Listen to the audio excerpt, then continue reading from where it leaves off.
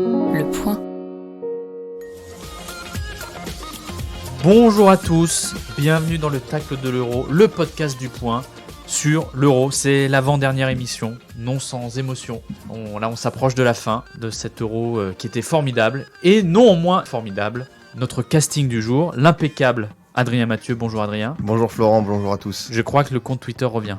Oui, normalement, la fumée devrait bientôt être blanche. Oh là là, je crois que les tweetos s'impatientent. Le respectable Julien Rebucci. Bonjour tout le monde.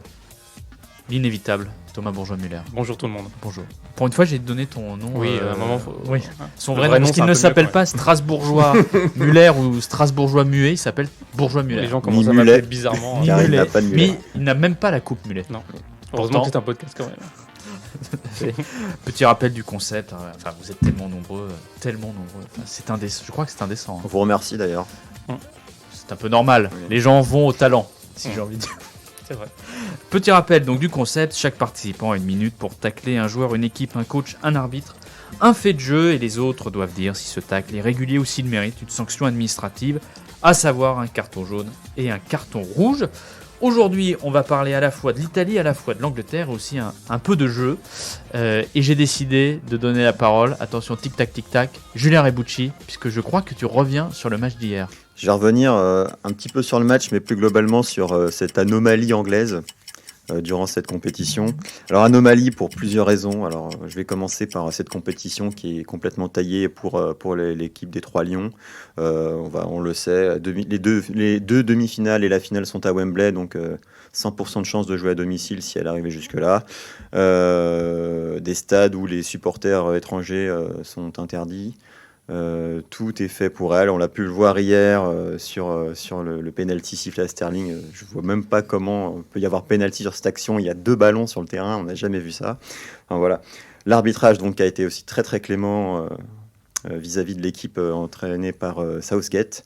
Southgate qui m'étonne parce que je trouve qu'il fait n'importe quoi avec son équipe. On l'a encore pu le voir avec la gestion de Grealish hier, qui entre et qui ressort, alors que le Danemark, au même moment, est obligé de faire sortir un joueur. Enfin, il y a vraiment aucun intérêt à faire ça. Ils pouvaient très bien continuer à jouer normalement leur jeu, sans sortir peut-être l'un des meilleurs joueurs avec Sterling de leur équipe depuis le début de la compétition. Et enfin, oui, voilà, ce contexte particulier, ça fait 55 ans qu'ils n'ont pas gagné.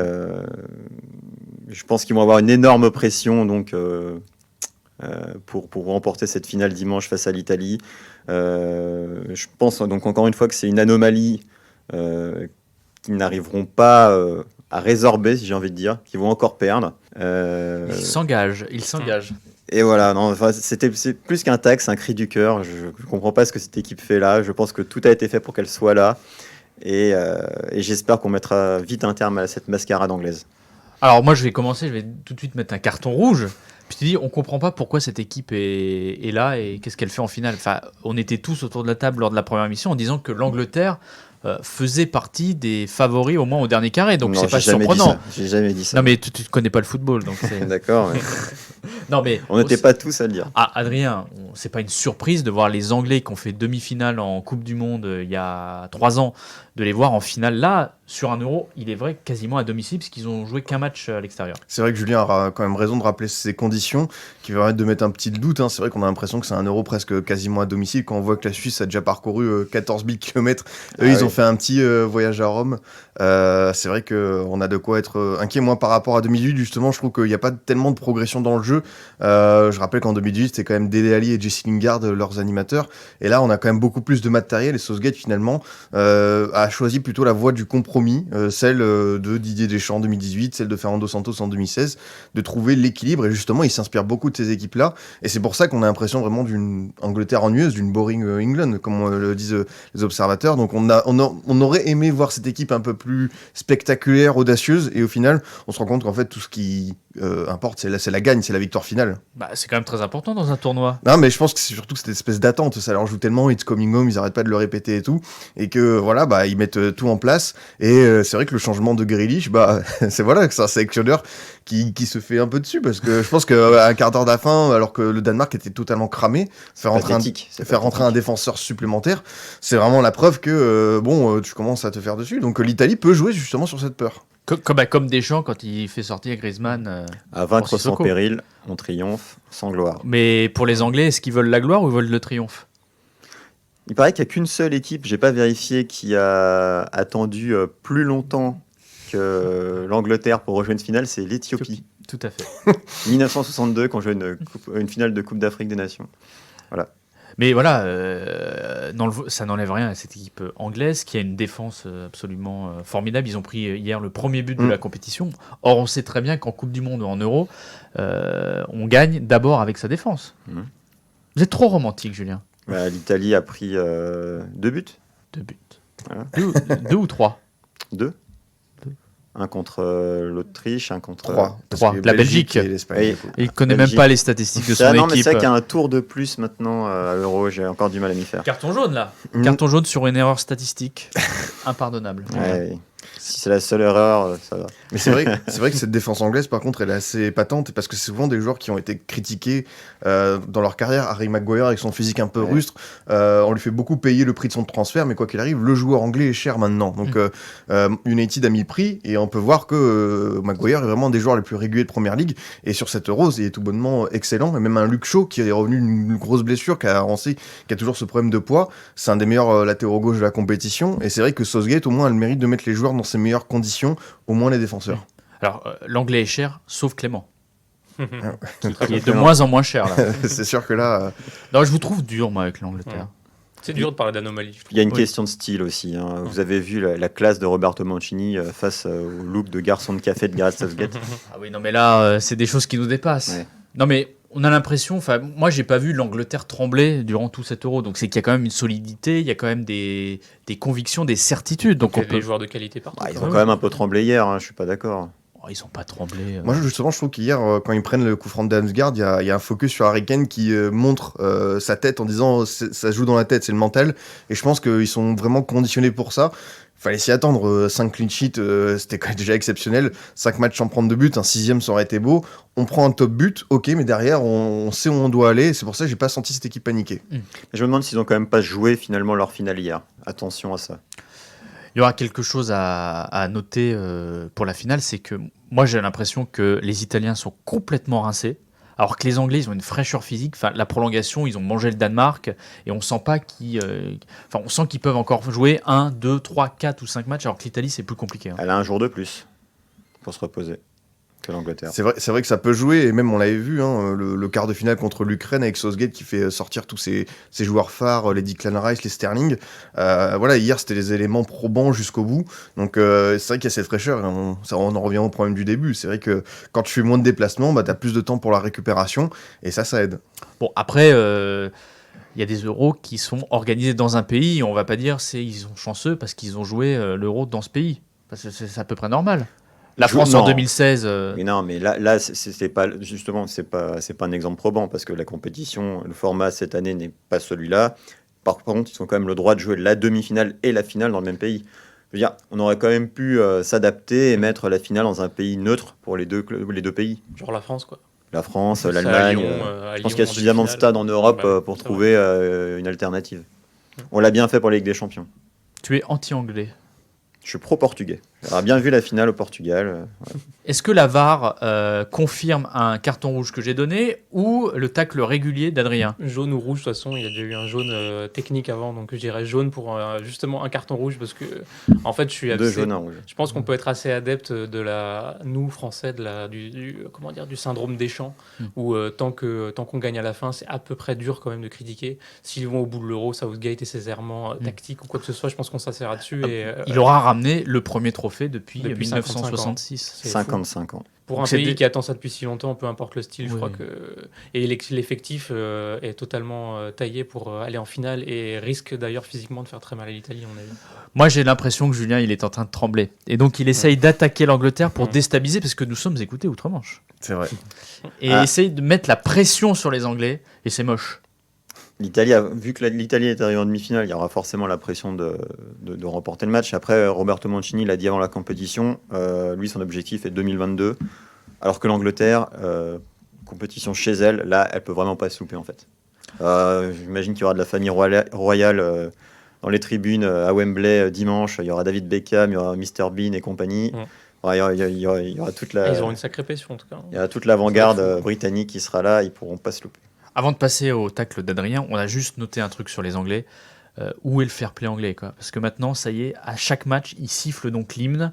Ils ont une attitude quand même assez particulière, les supporters Ouais, anglais. ça m'a interpellé. C'est vrai que normalement, de la part d'un public qui connaît justement ce genre d'ambiance au rugby ou quoi, maintenant on siffle les hymnes adverses. Je pense que si dimanche ça siffle le Fratelli, ça va pas bien se passer. Hein. Surtout le Danemark, quand on connaît leur histoire à l'Euro, cette compétition, c'est vraiment petit.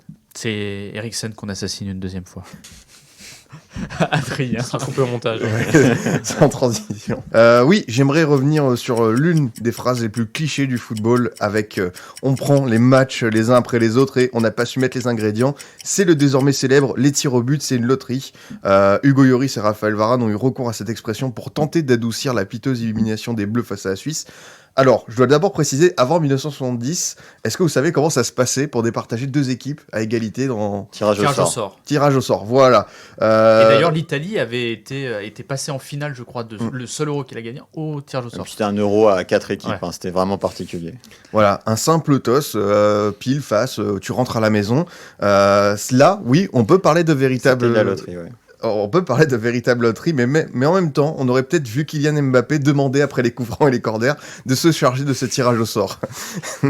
Comme chaque aspect du ballon rond, les pénaltys ne reposent pas sur un unique facteur chance. La manière de tirer, la course d'élan, on l'a vu avec Jorginho, la zone du pied, le duel psychologique qui s'engage avec le gardien, face à quelle tribune on tire, qui démarre la séance. Regardez par exemple Chiellini, mardi soir lors d'Espagne-Italie, la manière dont il a joué avec Jordi Alba lors du tirage au sort, il l'a mangé mentalement, conditionné à partir avec un désavantage. Je vais aussi vous citer la Copa América avec le gardien de l'Argentine Emiliano Martinez qui a carrément parlé au Colombien Mina avant qu'il s'exécute. Je cite, tu as l'air nerveux, moi je te connais, regarde comment je vais te manger. Le trash talking a eu du bon, l'Argentine s'est qualifiée en finale. Bon, j'imagine pas Hugo Lloris être dans ce registre, des grands regards noirs pour se manger 5 contre-pieds, on connaît déjà la recette, mais avec un Mike Maignan qui excelle dans cet exercice, la donne changera peut-être pour les Bleus dans les prochaines années. C'est très bon tacle régulier. Surtout que ceux qui disent c'est la loterie, c'est souvent ceux qui perdent. C'est ça.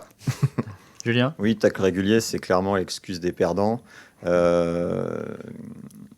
Ce qui est intéressant, je pense qu'il y aura un avant et un après cet Euro, notamment sur le comportement des gardiens de but, et que ça va vraiment se populariser dans les années à venir.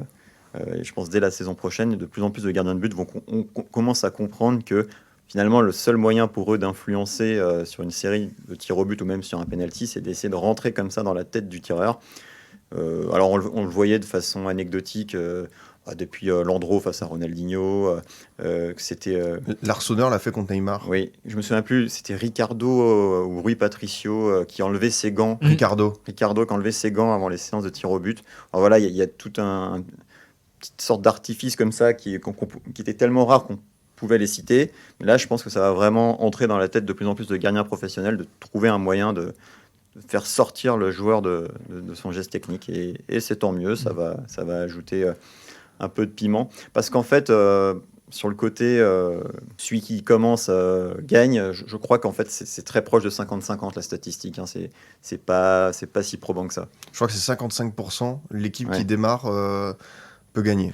Et sur cet Euro, on l'a vérifié. Vous avez vu ce que Piqué a proposé d'ailleurs. C'est qu'on Oui, passe en ABBA. Un système tie-break comme au tennis. Mais bon, si Gérard Piqué, qui a déjà saccagé la Coupe Davis, se permet de donner des avis sur ça, Voilà. on sait Qu'il pas. laisse la séance de tir au but tranquille. Qui laisse Shakira chanter. Et voilà. Non mais on parlait du tennis, c'est comme ceux qui disent que le 5e set c'est pareil, c'est la loterie. Non, en fait c'est vraiment des moments particuliers et techniques. Et voilà, et le tir au but, on dit pas qu'un penalty c'est une loterie dans le jeu. C'est un face à face et on le voit. Jorginho il l'a parfaitement tiré. Neymar c'est quand même l'exemple parfait qui montre que lui c'est pas une loterie. Il a son truc, il a son système et ça marche 9,9 fois sur 10. Oui, ou Thiago Alcantara aussi, on parlait de Jorginho qui est juste avant.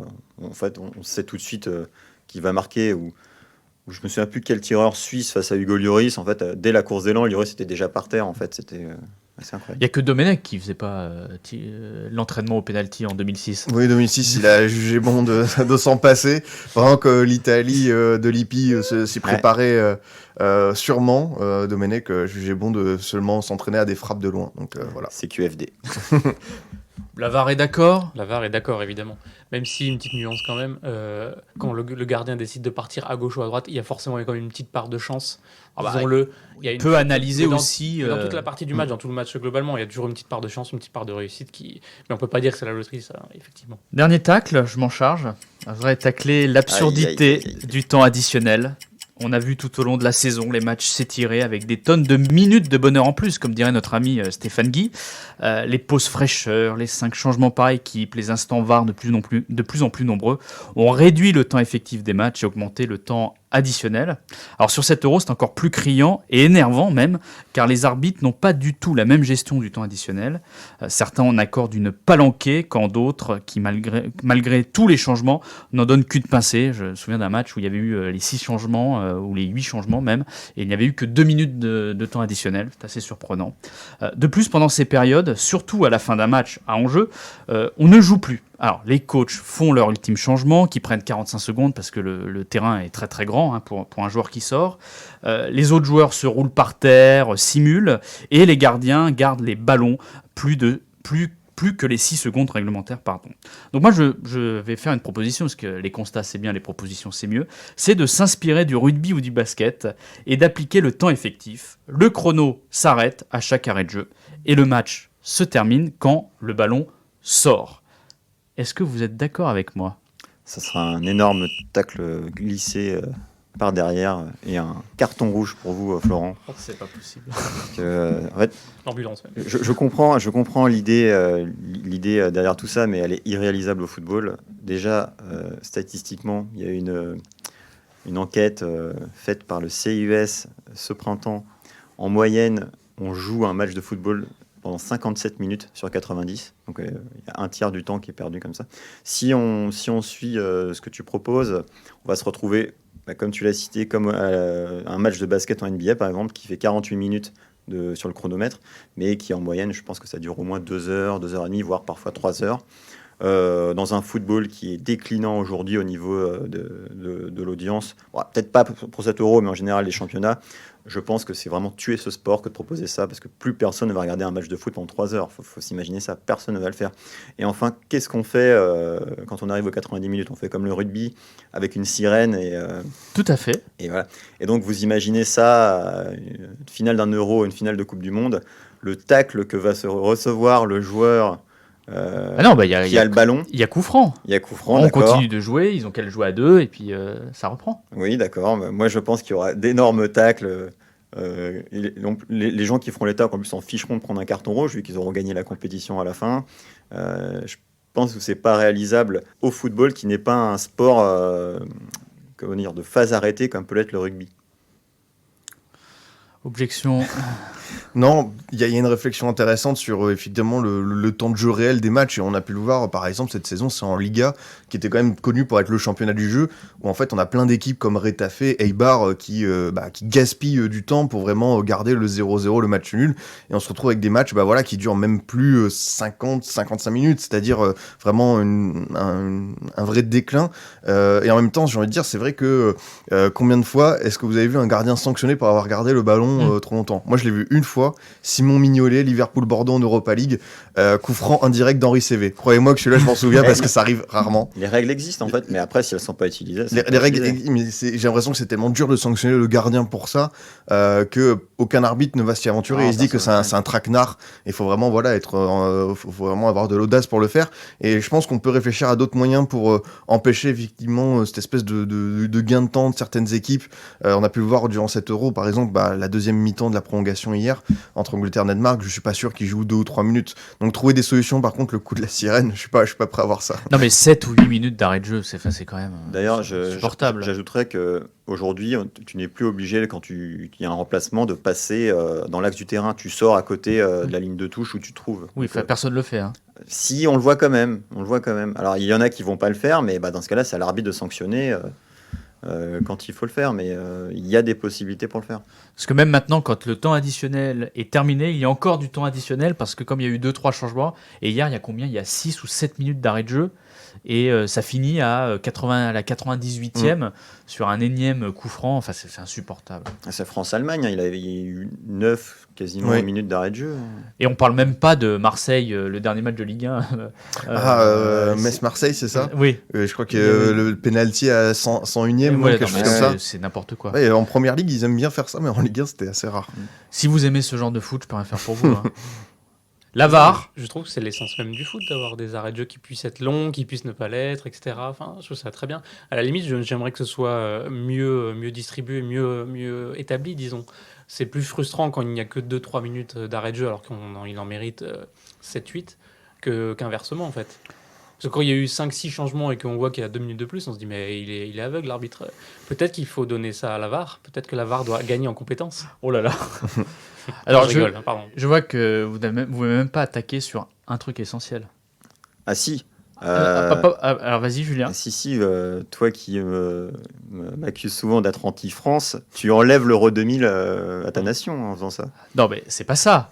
C'est surtout que c'est des moments d'émotion extraordinaires, comme Croatie-Espagne, où le but est marqué à la 92e, et Ukraine-Suède, où le but est marqué à la 120 plus 1 minute. Donc vous ne connaissez rien au foot, quoi. Je suis obligé de m'auto-tacler parce que vous êtes incompétent. Donc Julien, tu ne seras pas au tac de lundi pour la finale. C'est la décision. Avec plaisir que je laisse le micro à Monsieur Pérou. J'espère ne me donnera pas honte. Alors attention, parce que Olivier Pérou, nous regardons le match tous ensemble dimanche soir. On ne peut pas garantir sa présence. Voilà. En plus, ce sera le premier match qu'il va regarder de l'Euro, donc. Oui, tout à fait. Ouais. Tout à fait. J'espère qu'il va tout comprendre. On est sûr qu'il verra le match. On sera avec lui. On va passer, justement, Stéphane. 2 minutes de bonheur en plus. Le pronostic. Alors là, attention, Italie-Angleterre à Wembley, dimanche 21h. Et on va commencer par l'absent du prochain podcast. Julien, mets de côté ton cœur. Laisse parler ta raison. 2-1 pour l'Italie. Adrien. Victoire de l'Italie au tir au but. Je te vole ton truc, c'est ça ? Non, pas du tout. Parce que tout le monde est en train de dire l'Italie, donc je vais être obligé de dire l'Angleterre. Non, moi je crois en l'Angleterre. L'Angleterre ? Je crois en l'Angleterre. Je suis pragmatique. Moi, je crois beaucoup en l'Italie, mais je pense que l'histoire est tragique, et ce sera l'Angleterre. 2-1 après prolongation. Avec un doublé d'Harry Kane. En tout cas, on fera un bilan de l'Euro lundi, mais depuis les 8e, il est très emballant cet Euro. Quand même. C'est un très bel Euro. C'est vraiment, on a pu émettre des doutes, surtout moi, lors de la phase de groupe, mais depuis les 8e, il n'y a rien à dire. Tous les matchs sont absolument fous, quoi. Non, il y a un très très bon niveau de jeu. Il y a beaucoup de styles finalement différents entre l'Espagne, l'Italie, même le Danemark et l'Angleterre. On a eu un vrai beau dernier carré. Et surtout, comme je le dis, vraiment félicitations aux joueurs après cette longue saison où il n'y a pas eu beaucoup de coupures avec le Covid. Ces longs déplacements à travers toute l'Europe pendant un mois, sauf les Anglais, de nous offrir un tel spectacle parce que c'était pas évident. Il n'y a pas eu fondamentalement de surprise. Les 4 équipes qui ont joué les demi-finales. Par le Danemark, peut-être. Non, je trouve pas. À la limite, peut-être plus l'Angleterre. Mais non, mais en fait, l'Angleterre, je leur reconnais quand même que le groupe est cohérent et assez uni. Mais voilà, il n'y a pas eu de surprise. Les équipes qui sont fait éliminer avant avaient soit une défaillance tactique, technique ou de groupe, et pas les 4 qui sont présents dans le dernier carré. En tout cas, nous, on se retrouve lundi avec Olivier Pérou. Donc, c'est le grand retour. Et je vais demander à la VAR, l'homme de la VAR, Thomas, de bien nous recaler lundi la déclaration d'Olivier. La France va marcher sur l'Allemagne et va marcher sur l'euro. Mmh. Je pense que c'est quand même la phrase culte de ce podcast. Donc on se retrouve lundi. D'ici là, on aura des tacles écrits sur le site. On aura l'analyse de Julien Stéphan, le match en direct commenté dimanche à 21h. Julien, bonnes vacances. Merci. Et peut-être à bientôt, mais je ne suis pas sûr. On verra. C'est en négociation encore. Il va boire du spritz dimanche avec Terry. Voilà. Merci à tous et bonne finale et à lundi. Bonne finale, Salut. salut. Au revoir. Le point.